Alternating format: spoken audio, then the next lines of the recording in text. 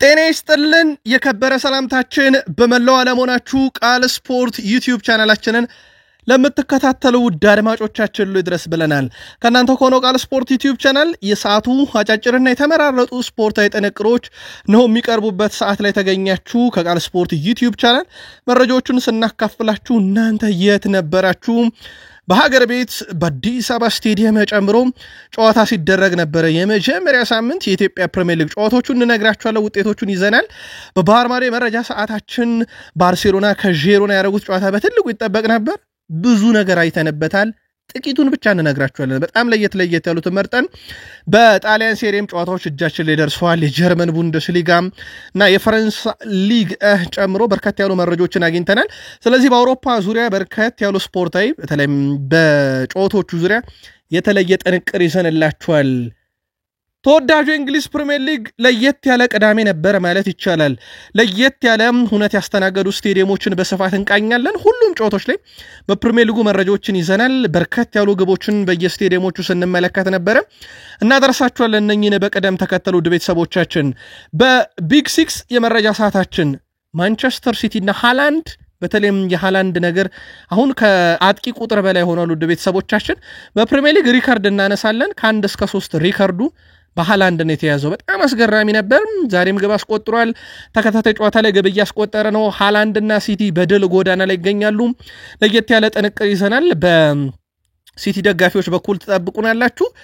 የቼልሲ ነገር በጣም አስገራሚ ሆኗል። ውድ ቤተሰቦቻችን የቼልሲ ደጋፊዎች ስጋታችሁ ምንድነው ቢባል ቀይ ያል አይም ተጫዋቻችን ቢሉ ብዙ ማስገራሚ አይደለም። ዛሬም ድልም አድርገዋል። የለመዱትን ቀይ ካርድ ቼልሲዎች አይተዋል። ነገሩ በጣም አሳሳቢ ነው። ዛሬ ግን በቼልሲና በኖቲንግሃም ፎረስት ጨዋታ ለየት ያለ ነገር አለ። አንድ የአሰልጣኝ ስንብት፣ ሁለት ቼልሲ ቤት ይሄ ሁላ ቅያሬ እንዴት ሊደረግ ቻለ? ካይሴዶ የለም ጨዋታው ሲጀምር፣ ኤንዞ ፈርናንዴዝ የለም፣ ፎፋና የለም። ምክንያቱ ምን ነበር? የቼልሲ ደጋፊዎች በስፋት እንነግራችኋለን። ተጠብቁና ያላችሁ ፉልሃም ከአርሰናል እጅግ በጣም ተጠባቂ ጨዋታ ነበረ። ነገሮች ለአርሰናል ቀላል እንደማይሆኑ ሲጠበቅ ነበረ። ክራቨን ኮቴጅ ላይ የነበረውን ጨዋታ ለየት ያሉ መረጃዎችን ከስቴዲየም ውስጥ እንነግራችኋለን። ውድ ቤተሰቦቻችን በጨዋታው ዙሪያ ሰፋ ያለ መረጃ ይዘናል። የአርሰናል ደጋፊዎች ጨዋታውን ተከታተሉታላችሁ ብለን ስለምናስብ የግል መልከታችሁ ንገሩን። እኛ ጨዋታውን ሙሉ መረጃ እንነግራችኋለን። ከአጥቂ እስከ ግብ ጠባቂ የማይክል አርቴታን ታክቲክ እናነሳለን። በጨዋታው ዙሪያ ሰፋ ያለ ጥንቅር ስለያዝን የአርሰናልም ደጋፊዎች ሐሳብ አስተያየታችሁን እያጋራችሁን ቆዩ። ባጫጭር የስፖርት የመረጃ ሰዓታችን በሊቨርፑል ቤት ትንሽ ፈገግ የሚያደርግ መረጃ እንነግራችኋለን። የላንክሸር ደርቢ ጨዋታ አለ። ይህንን ጨዋታ እያይሰን በሊቨርፑልና በዩናይትድ ዙሪያ ሰፋ ያለ መረጃ እናነሳለን።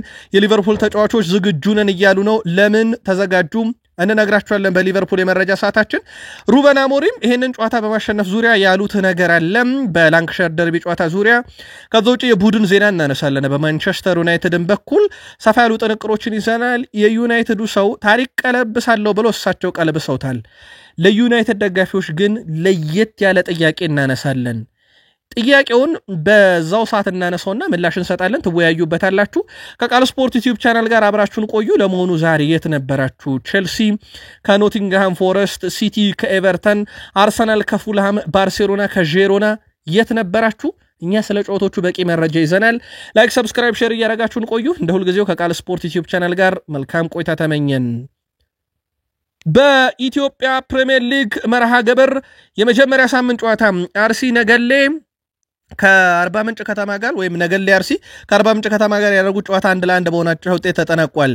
የነገሌ አርሲን ግብ ሀቢብ ከማል ሲያስቆጥር ለአርባ ምንጭ ከተማ ታምራት እያሱ ከመረብ አሳርፏል ግቧን።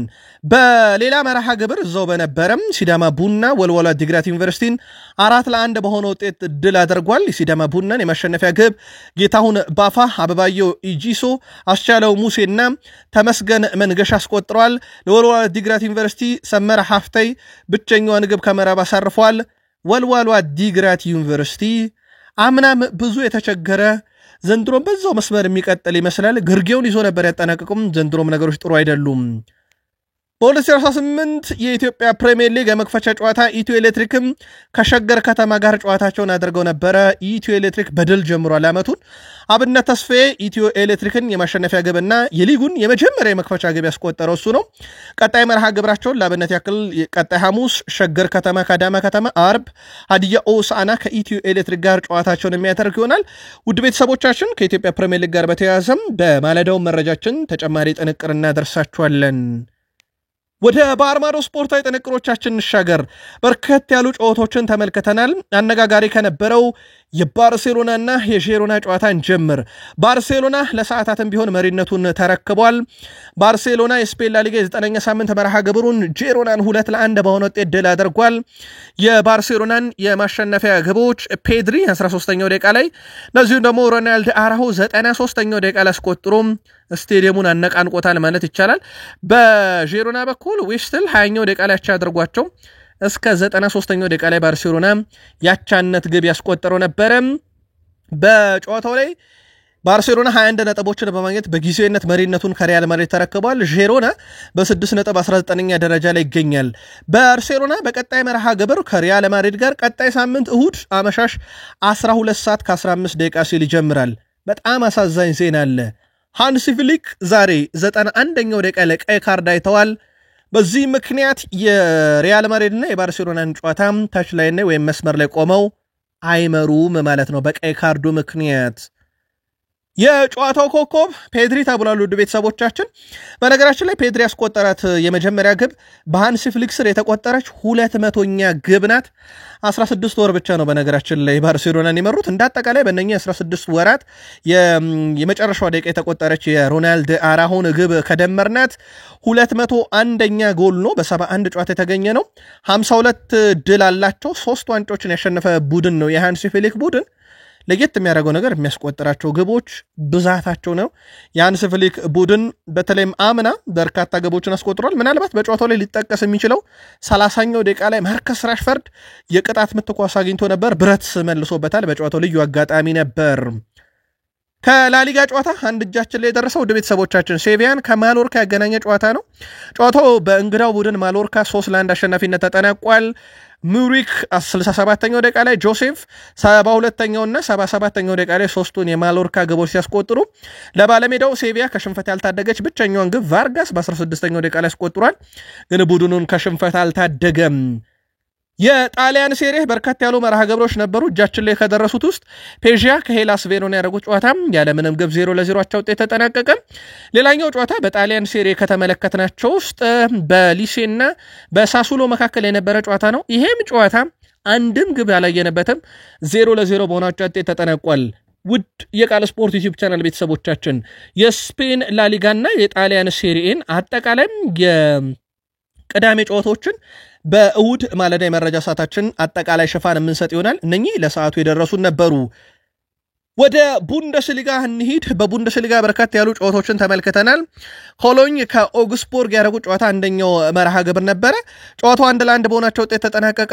ለኮሎኝ ኤል ማላ 76ኛው ደቂቃ ላይ፣ እንደዚሁም ለኦግስቡርግ ራይደር በፍጹም ቅጣት ምት 54ኛው ደቂቃ ነው ሁለቱን የጨዋታ ግቦች ማስቆጠር የቻሉት። ሌላኛው መርሃ ግብር ውድ ቤተሰቦቻችን አርቢ ሌፕዚግ ድል ያደረገበት ጨዋታ ነው። የአርቢ ሌፕዚግ 2-1 በሆነ ውጤት ሃምቡርግን አሸንፏል። የአርቢ ሌፕዚግን ሁለት የማሸነፊያ ግቦች ቡም ጋርትነር 45ኛውና 50ኛው ደቂቃ ላይ አስቆጥሯል።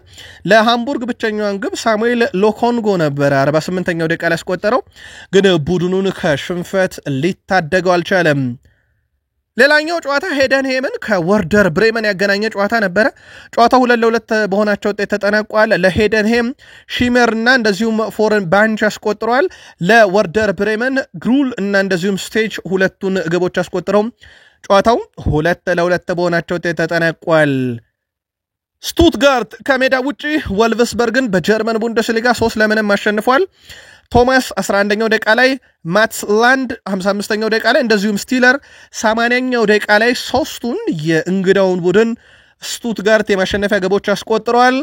በሌላ ጨዋታ 7 ግብ ያየነበት ጨዋታ ባየርን ሌቨርኩሰን ሜንዝን 4-3 ያሸነፈበት ጨዋታ ነው።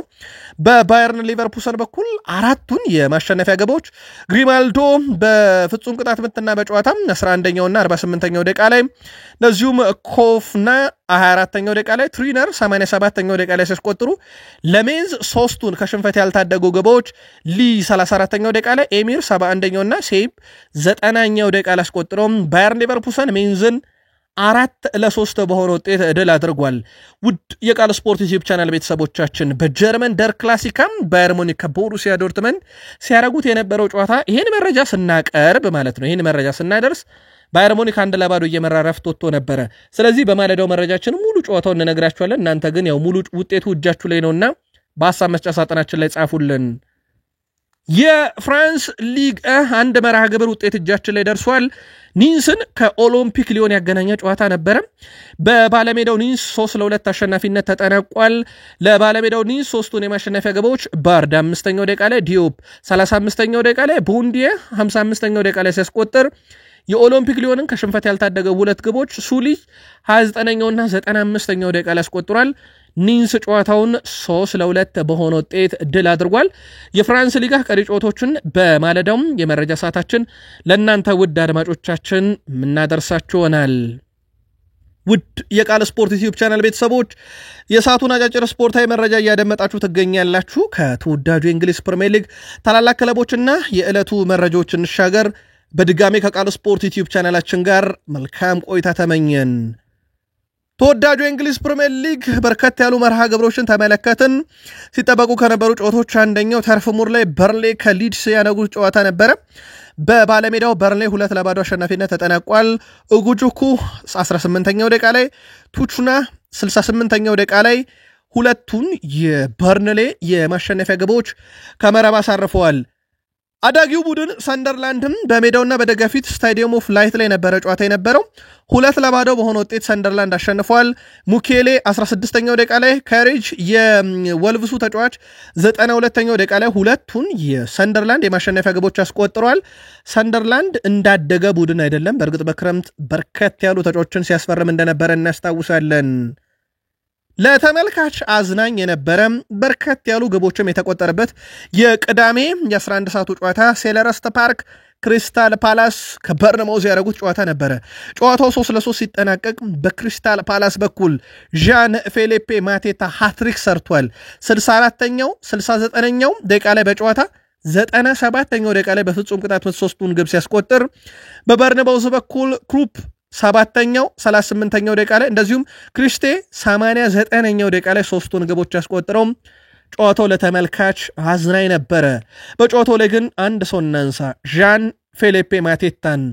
ኦክቶበር 13 ውድ ቤተሰቦቻችን ከ5 ቀን በፊት ለፈረንሳይ ብሔራዊ ቡድን የመጀመሪያ ግቡን አስቆጠረ። ኦክቶበር 18 ከ5 ቀን በኋላ ሃትሪክ ሰራ። ያውም 97ኛው ደቂቃ ላይ ቡድኑን አቻ አድርጎ 1 ነጥብ እንዲያገኙ የረዳበትም ምሽት ነበረ። የ19 ዓመቱ ኤል ክሮፒ 2 ግቦችን አስቆጠረ። በዚህ ጨዋታ ላይ 7ኛውና 38ኛው ደቂቃ ላይ 2 ግብ ያስቆጠረው እሱ ነው። በነገራችን ላይ የመጀመሪያ 3 የፕሪሚየር ሊግ ግቦችን ለማስቆጠር የፈጀበት 62 ደቂቃ ብቻ ነው። የ19 ዓመቱ ኤል ክሮፒ እጅግ በጣም አስደናቂ ጅማሩንም በበርንማውዝ ቤት አሳይቶናል።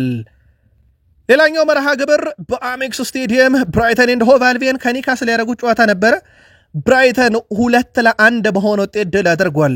የብራይተንን 2-1 ማሸነፊያ ግቦች ዳኒ ዌልቤክ 41ኛውና 84ኛው ደቂቃ ላይ ሁለቱን ግቦች ሲያስቆጥር ኒክ ቮልትሜድ ልማደኛው አጥቂ ብቸኛዋን የኒውካስል ግን ከሽንፈት ያልታደገች 1 ግብ አስቆጥሮላቸዋል። ጨዋታው በብራይተን 2-1 አሸናፊነት ተጠናቀቀ። ጀርመን አጥቂ ኒክ ቮልትሜድ ለሀገሩና ለክለቡ ባደረጋቸው ያለፉት 6 ጨዋታ 5ኛ ግቡን አስቆጥሯል። ሉክዘምበርግ ላይ ብቻ ነው ለጀርመን ሲጮት ግብ ያላስቆጠረው። አርሰናል፣ ዩኒየን ሴንት ግሎስ፣ ኖቲንግሃም ፎረስት፣ ኖርዝ አየርላንድ ተረኛው ብራይተንም የዚህኑ ተጫዋች ግብ የቀመሰ ክለብ ሆነዋል። ተጠባቂ ከነበሩት መርሃ ግብሮች በእንግሊዝ ፕሪሚየር ሊግ ማንቸስተር ሲቲ ከኤቨርተን ጋር ያደረጉት ጨዋታ ነበረ። ሲቲ 2-0 አሸንፏል። ሃላንድ 2-0 አሸንፏል ማለት እንችላለን። ሃላንድ 56ኛውና 63ኛው ደቂቃ ላይ ሁለቱን የሲቲ ግቦች ማስቆጠር ችሏል።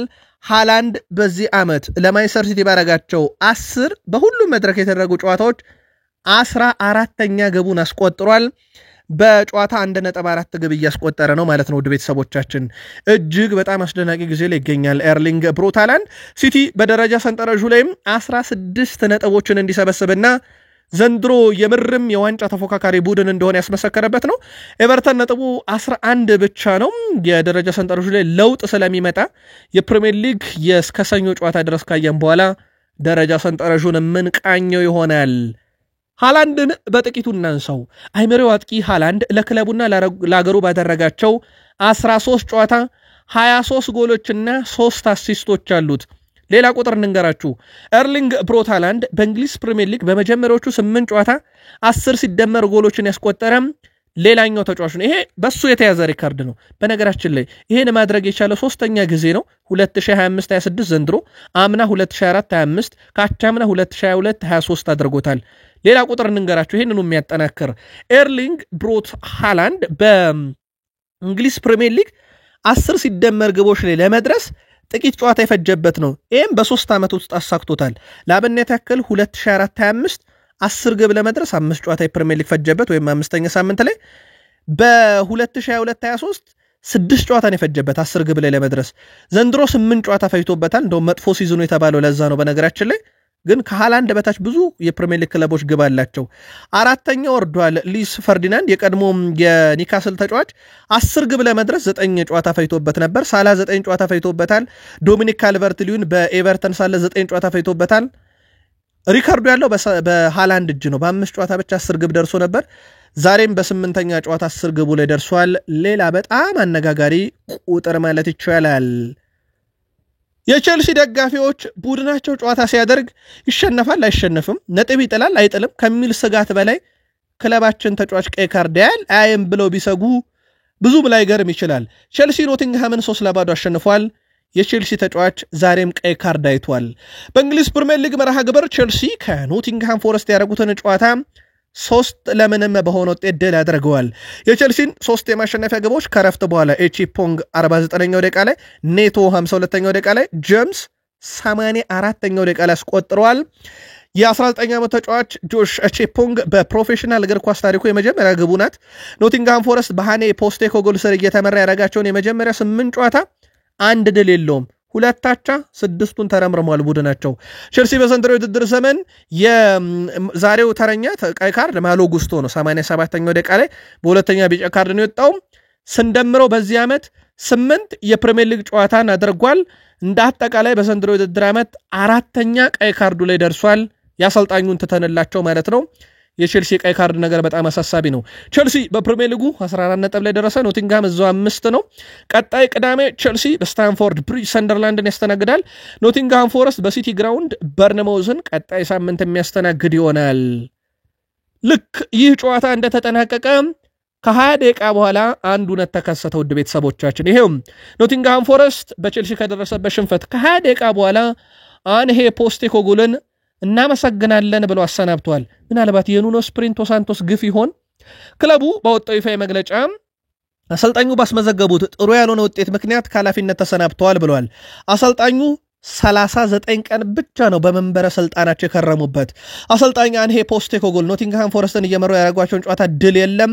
አሰልጣኙ በክለቡ ታሪክ የመጀመሪያ 8 ጨዋታን ያለ ድል የተጓዙ ታሪካዊ አሰልጣኝ ሆነው ነው የተሰናበቱት። አስገራሚ መረጃ እንንገራችሁ። በፕሪሚየር ሊግ ታሪክ ሳም አላርዳይስ ሊድስ ዩናይትድን የመሩት 30 ቀን ብቻ ነው። በሜይ 3 ተረከቡት። ጁን 2 2023 ላይ ከክለቡ ተባረሩ። በእንግሊዝ ፕሪሚየር ሊግ ታሪክ አሁን በ39ኛ ቀን የተባረረ ሁለተኛው ፈጣኑ አሰልጣኝ ሆኗል። ሊስ ሬድ የተባሉ የቀድሞ የቻርልተን አትሌቲክ አሰልጣኝ በ40 ቀናቸው ተባረዋል። የእሳቸው ሪካርድ ወደ 3ኛ ዝቅ ብሎላቸዋል ከሁለተኝነት። ቼልሲ ከኖቲንግሃም ፎረስት ምናልባት በጨዋታው ላይ የነበሩ አንዳንድ ቁጥሮችን እንመልከት። ቼልሲ 3-0 በግብ አሸንፏል።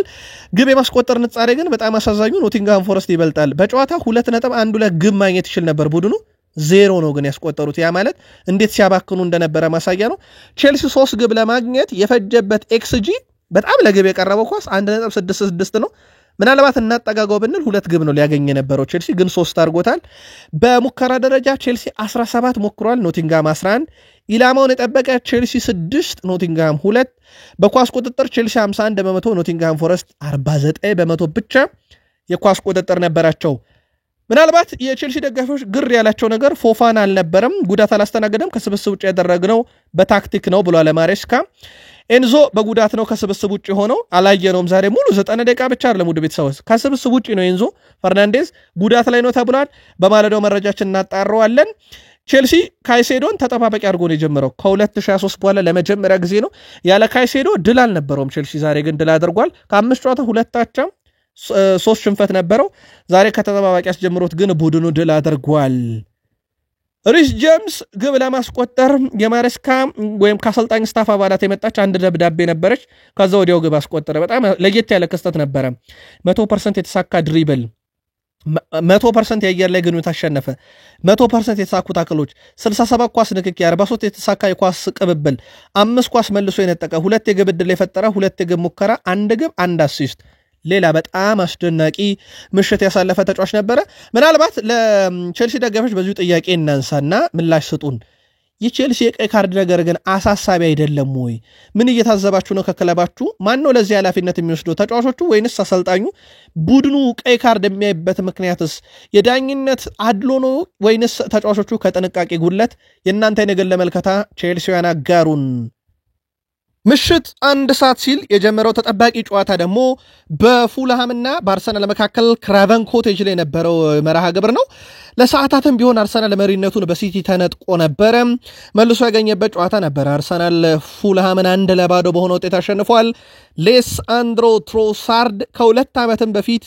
3 አሲስቶችን ያደረገበት ስቴዲየም ላይ ያን አርሰናል ሲያሸንፍ ዛሬም ግብ አስቆጥሮላቸዋል 1-0 አሸንፈዋል 58ኛው ደቂቃ ላይ ግቧ ተቆጠረች በትሮሳርድ ጋብርኤል ማጋሌሽ አሲስት አድራጊው ነበር ቡካዮ ሳካ ፍጹም ቅጣት ምት አግኝቶ ነበር 66ኛው ደቂቃ ላይ በቫር ተሸራለች ምናልባት በጨዋታው ላይ በአርሰናል በኩል በትልቁ ልናየው የሚገባው ነገር 10 ቁጥር ቦታ ለኢዜ ተሰጥቶ ተመልክተናል ሌሳንድሮ ትሮሳርድ ጀምሯል ማርቲኔሊ ያው ለረፍት ነው በእርግጥ 62ኛው ደቂቃ ላይ ኢዜን በሚኬል ሜሪኒው ትሮሳርድን በማርቲኔሊ 81ኛው ደቂቃ ቪክተር ዮኬሬሽን 96ኛው ደቂቃ ላይ በኖርጋርድ ቀይረው ማይክል አርቴታ ወደ ሜዳ አስገብተው ነበር ቡድናቸው 1-0 ባሸነፈበት ጨዋታ በኳስ ቁጥጥር ካየን አርሰናል 63% ኳስ ተቆጣጥሯል 37% ብቻ ነው ፉልሃሞች የተቆጣጠሩት አርሰናል 2 ጊዜ ኦፍሳይድ ጥፋት ሰርቷል ፉልሃም ምንም የማዕዘን ምት አርሰናል 9 ፉልሃም 6 በማጥቃት ደረጃ አርሰናል 16 ሙከራን አድርጓል በ90 ደቂቃው ፉልሃም 9 ብቻ ነው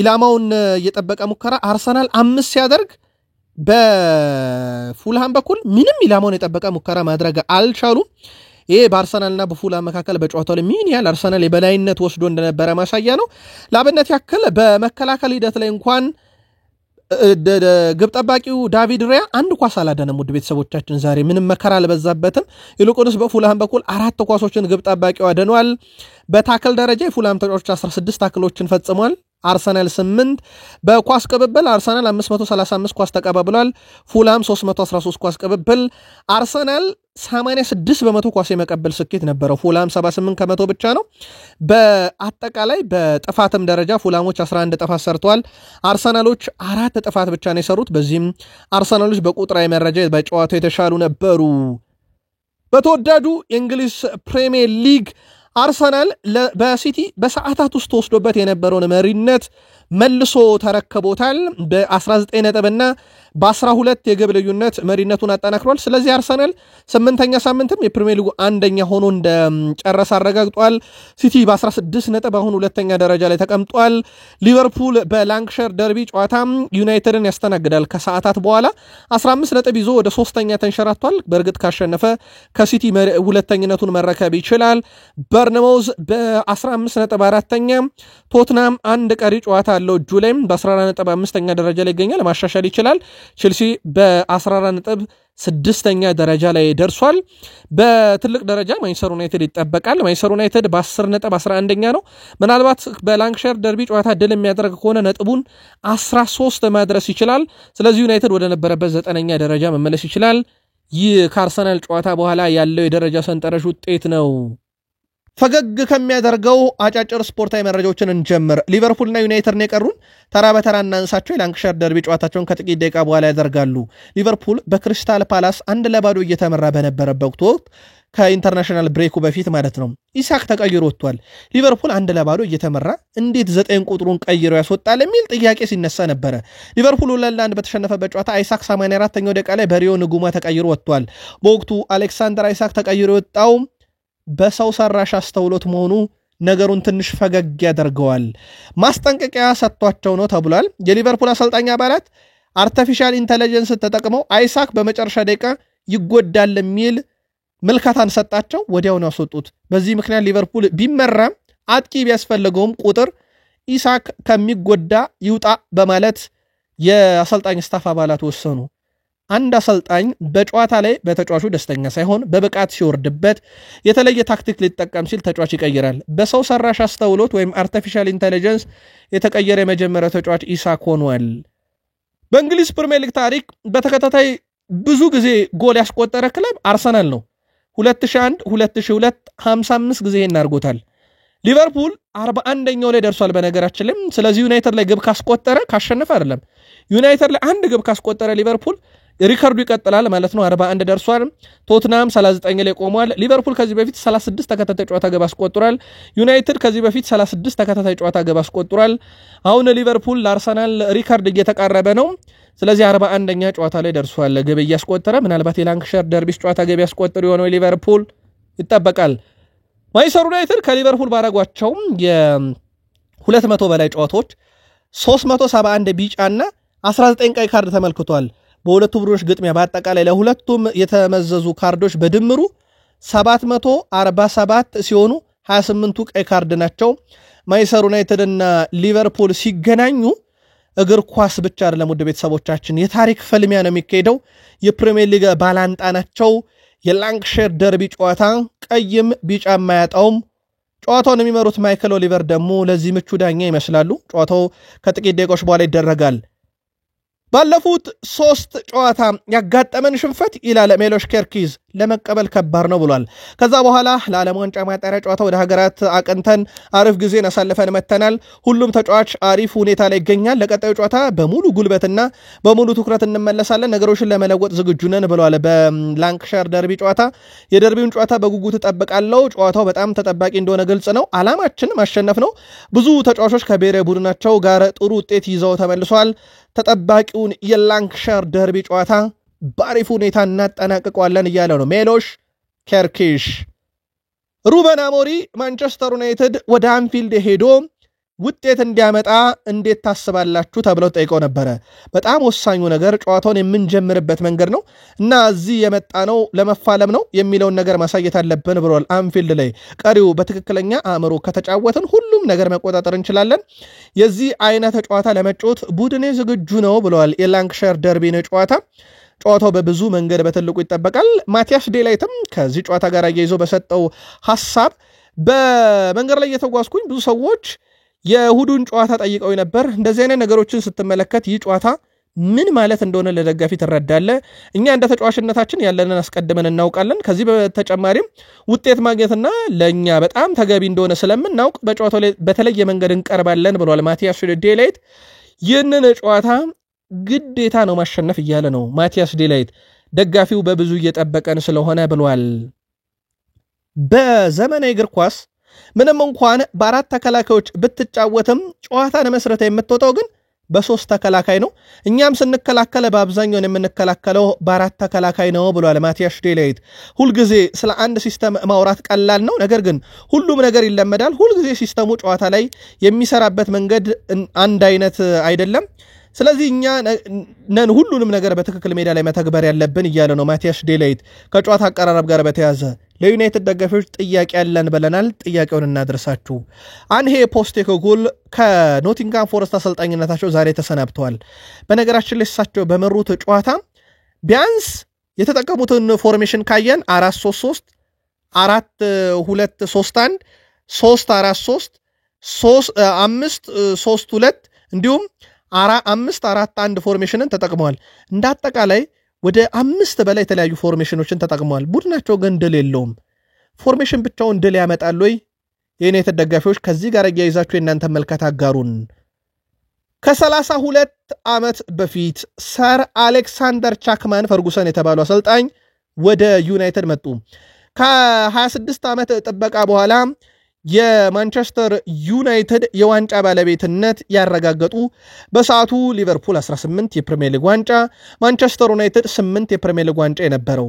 ከዛ በኋላ ሰር አሌክሳንደር ቻክማን ፈርጉሰን ሊቨርፑል 18ኛ ዋንጫው ላይ ሲጠብቃቸው እሳቸው ቡድኑን 20ኛ ዋንጫ ላይ ደረሱት። ወደ ማንቸስተር ዩናይትድ መጥተውም ዋና ዓላማዬ ብለው ነበር ያኔ በወቅቱ የሊቨርፑልን ኃያልነትና የበላይነት መቆጣጠር ብለው ነበር። ሊቨርፑል 18ኛ ዋንጫው ላይ ቆሞ እሳቸው ቡድኑን ከ8 የፕሪሚየር ሊግ ዋንጫ 20 ደረሱት። ከሳቸው በኋላ ዩናይትድ የፕሪሚየር ሊጉን ዋንጫ አይቶም አያውቅም፣ አሰልጣኝም ጸንቶለት አያውቅም። ምናልባት ይሄንን እሳቸው በታሪክ የተቆጣጠሩትን ክለብ ሊቨርፑልን ማንቸስተር ዩናይትድ በሩበን አሞሪም ስር በ25-26 የፕሪሚየር ሊግ 8ኛ ሳምንት አንፊልድ ሮድ ስቴዲየም ያስተናግዳል። ጥቂት ቆይተን እንመለስ። ሰናይ ጊዜ